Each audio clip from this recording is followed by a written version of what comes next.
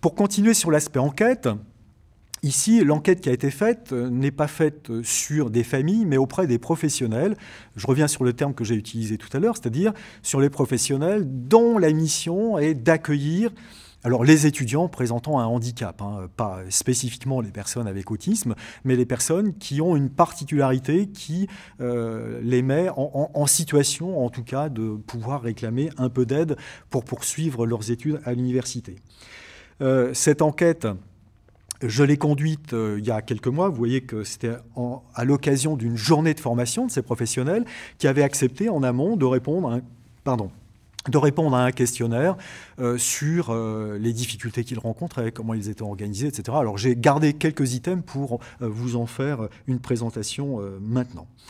Donc voilà, ces professionnels à l'intérieur des universités ont été sollicités pour savoir quelles sont les difficultés qu'ils rencontraient. Et à partir de ces difficultés, eh bien, 2 journées de formation ont été organisées à l'université de Clermont-Ferrand. C'était en novembre dernier. Alors, je vais revenir sur quelques items auxquels les professionnels ont été invités à répondre. Je voudrais d'abord attirer votre attention sur, comment pourrait-on dire, sur l'homogénéité des dispositifs d'accueil des personnes avec un handicap au sein des universités. Alors, je ne vais pas lire toute la liste, vous allez voir, je le fais passer d'ailleurs, vous voyez qu'il y a 2 pages complètes. J'ai essayé de savoir qui était, ou quel était le statut des personnes qui étaient chargées de cette mission d'accueil au sein des universités. Et là, vous voyez, il y a des adjoints administratifs, il y a des adjoints responsables de l'accompagnement, il y a des agents de gestion, il y a des chargés d'accompagnement. Alors, des BIAT sont des personnels administratifs. Il peut y avoir des enseignants, des personnels administratifs. Qu'est-ce qu'il y a ? Des contractuels, des coordinatrices. Enfin, vous voyez bien que quasiment chaque université a son propre dispositif avec des professionnels ayant leur propre statut. Ça ne me semble pas fondamental, mais ça me semble relativement important quand même. Vous savez qu'on incite aussi les étudiants à bouger d'une université à une autre pour optimiser leur parcours. Mais imaginez qu'une personne en situation de handicap, qui a déjà des difficultés pour faire face au quotidien universitaire, il dispose d'un dispositif dans une université où il est actuellement, et puis il envisage de changer, il va changer d'université, et là il va tomber sur un dispositif qui est organisé de manière différente, avec des référents qui sont totalement différents. Je pense que là, en parlant d'aménagement de l'environnement, la première diapo que je vous ai présentée tout à l'heure, changer les caractéristiques de la personne ou changer les caractéristiques de l'environnement, je crois que, peut-être à moindre coût, ça ne me semble pas une difficulté énorme, c'est que les universités normalise un petit peu le processus d'accueil des personnes en situation de handicap. Ce qui permettrait au moins à une personne, si elle a à changer d'université, et pour les personnes autistes, c'est très important cette notion de changement, éviter en tout cas les changements considérables et éviter en tout cas les changements qui ne sont pas prévus. Là, en tout cas, la situation purement administrative présente une difficulté pour ces personnes en raison de l'absence d'homogénéité des services. Donc je vous laisserai regarder, puisque vous aurez aussi le diaporama, regarder les différents acteurs, les structures qui sont aussi avec des noms différents, ce qui, à mon avis, ne facilite pas cette mission d'accueil. Donc voilà, je continue dans la liste. Vous voyez qu'il y a énormément de personnes différentes. Alors, en revanche, ce qui était un point très positif, à mon avis, c'est que à cette journée de formation, beaucoup d'universités ont répondu présent, enfin, les professionnels responsables de cet accueil à l'université. Vous avez ici la liste de toutes les universités qui sont venues à cette formation. Ça va de la Bretagne à l'Est pour la Lorraine, etc. Un petit peu partout. Et ça, c'est quand même une bonne nouvelle, puisqu'on voit la volonté de ces professionnels de se dire « oui, on a des problèmes, mais on souhaite faire mieux, et si on nous donne des informations, si on nous forme, eh bien, on aura une chance, en tout cas, de faire cet accueil dans de meilleures qualités. » Et je voudrais rappeler une chose, c'est que, d'ailleurs, c'est un article que j'ai écrit il y a quelque temps, c'est que quand tout va bien pour la personne autiste, eh bien tout va bien pour les personnes de son entourage. Et ça, quand on favorise l'accueil d'un étudiant au sein d'une université, ça ira beaucoup mieux pour l'étudiant, mais ça ira aussi beaucoup mieux pour le service qui a cette responsabilité. Donc, que les personnes soient volontaires pour faire de l'accueil dans de bonnes conditions, je crois que ça, c'est un atout de motivation vraiment à prendre en compte. Bien. Alors, à partir de l'enquête, qui était relativement longue, hein, j'ai juste choisi comme ça quelques-uns des items. Vous savez que dans le cadre de l'autisme, un aspect relativement fondamental, c'est le travail en réseau. D'abord parce que les caractéristiques qui définissent l'autisme sont très diversifiées et que ça renvoie généralement à des professionnels différents. Si on a des problèmes de communication, voire de langage, on aura besoin de l'orthophonie. On va avoir des problèmes de motricité, on va avoir des problèmes d'organisation de son temps, de l'organisation de son activité, etc. Il faudra un psychologue, il faudra un ergothérapeute, etc. Donc généralement, une bonne intervention, c'est une intervention qui regroupe différents professionnels, à condition, et je le disais tout à l'heure, qu'il y ait un référent coordinateur. Je suggère, moi, assez souvent, le mieux placé, c'est le psychologue, qui va, en effet, coordonner pour des missions qui ont été définies de manière collective, qui va coordonner ensuite les activités de chacun des professionnels. Donc, il semble vraiment crucial que les professionnels travaillent en réseau. Là, vous connaissez l'expression, la bouteille à moitié pleine ou la bouteille à moitié vide, mais j'en étais assez surpris, vous voyez qu'on est pile à 50% et 50%. C'est-à-dire que la moitié des universités qui ont répondu à cette enquête travaillent en réseau, ce qui est vraiment une bonne idée. Déjà, quand on travaille collectivement, ça évite de faire des erreurs.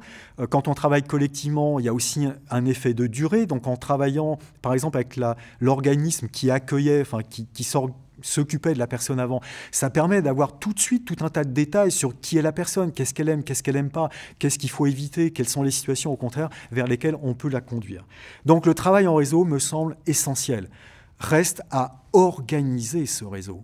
Et j'ai bien vu que parmi les professionnels qui étaient venus à cette formation, pas mal d'entre eux ignoraient tout des structures vers lesquelles ils pouvaient se tourner pour obtenir de l'aide. Donc là aussi, je crois qu'on a un levier relativement facile à mettre en œuvre, c'est sans doute aller vers les professionnels et leur donner comme information l'ensemble des professionnels impliqués dans l'intervention auprès des autistes. Donc je crois que là, il y a un objectif à atteindre facilement, c'est donner des informations aux universitaires pour qu'ils travaillent en réseau avec les autres professionnels très habitués justement à ces caractéristiques de l'autisme. Quand ils travaillent en réseau, ce que j'ai essayé de savoir, c'était avec qui. Alors, quand je disais qu'il y avait un manque d'homogénéité des dispositifs au sein des universités, ce qu'on peut dire aussi, c'est que travailler en réseau, c'est un petit peu compliqué aussi parce que ce réseau est organisé de manière très très différente selon les régions, par exemple. Alors je vous ai mis ici, je ne vais pas toutes les prendre, toutes les relire avec vous, mais vous allez voir que dans cette liste, il y a un tableau à 2 pages. Vous allez voir que dans ce tableau, il y a des partenaires de nature vraiment différente. Alors des partenaires, je dirais, très classiques du handicap. Dans cette première page, vous voyez par exemple, il y a Cap Emploi. Mais aussi, il y a des partenaires vraiment spécialisés dans l'autisme. Juste en dessous, vous avez par exemple les CRA, les centres ressources autisme. On peut penser en tout cas que de manière indispensable, le centre ressources autisme est impliqué dans le réseau. Et puis après, alors il y a d'autres choses, il y a des dispositifs plutôt qui sont à l'initiative, par exemple, d'associations de parents. Vous voyez, à la dernière ligne, par exemple, il y a ici l'AS des As, qui est une association dans le nord de la France, et qui est vraiment spécialisée puisqu'elle concerne les Asperger.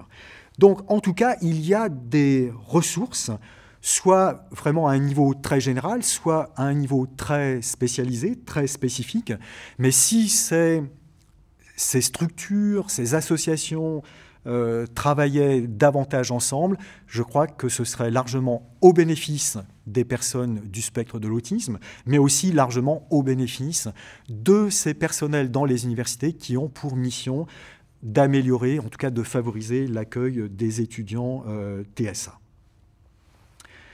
Une autre question, c'est vous accueillez un ou plusieurs étudiants dans votre université, est-ce que vous impliquez les familles? Ou, en posant la question différemment, c'est est-ce que les familles sont impliquées? Parce que vous allez voir, alors déjà sur les chiffres, hein, et ça c'est une très bonne nouvelle en tout cas, seulement 7,7% des universités interrogées ne travaillent pas avec les familles, et 92, enfin plus de 92% des universités travaillent avec la famille.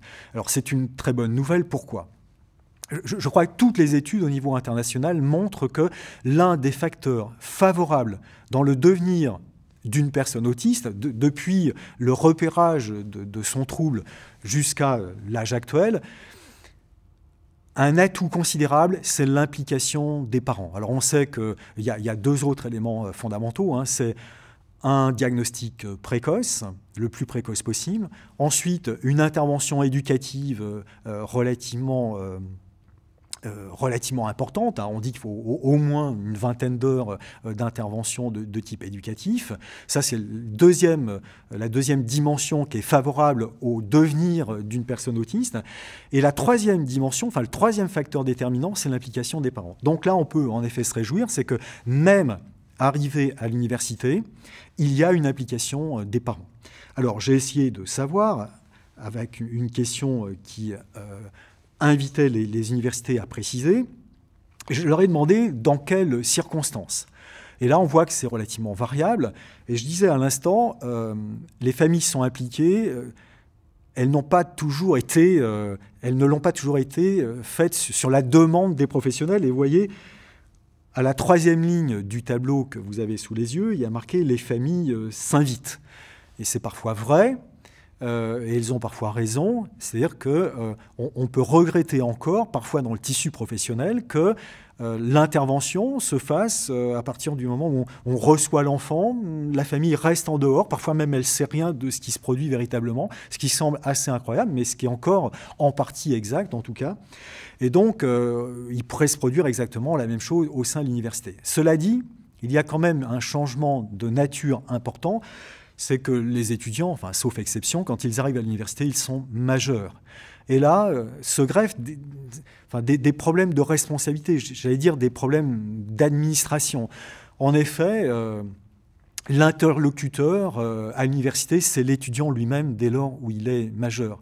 Et parfois, il y a des choses qui relèvent par exemple du secret médical. On voit les services, responsables de la médecine à l'université ont parfois beaucoup de réticence à donner des informations aux collègues pédagogiques, de la dimension pédagogique, aux collègues de la dimension administrative. Et pourtant, parfois, ce serait vraiment très utile. Et quand ça ne se fait pas, la famille s'impose un petit peu. Et c'est utile parce qu'elle offre des informations tout à fait intéressantes pour favoriser. Donc généralement, et ça a été le témoignage des professionnels que j'ai rencontrés, généralement, tous ces professionnels sont contents, apprécient ce partenariat avec la famille parce que des informations leur sont confiées tout à fait intéressantes pour favoriser cet accueil. Alors bon, il y a évidemment d'autres raisons. La première, c'est sans doute la plus évidente, c'est donner un certain nombre d'informations sur les caractéristiques de la personne.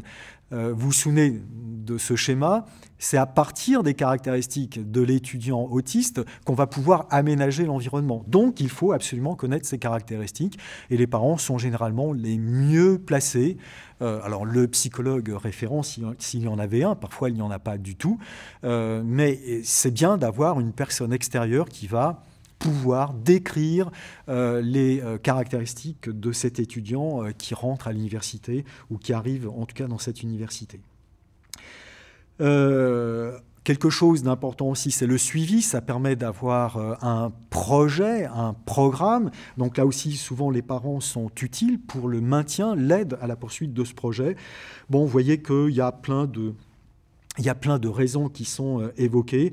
Les démarches administratives, vous savez que parfois, là aussi, c'est compliqué, même pour un étudiant, je dirais, ordinaire, qui sort d'une scolarité où on a un petit peu tout fait à sa place, il arrive à l'université, il a une autonomie, ou en tout cas on espère, on lui donne une autonomie dont il a parfois du mal à s'emparer. Et là aussi, la présence des parents peut être d'un grand secours dans ce méandre parfois administratif auquel il faut faire face.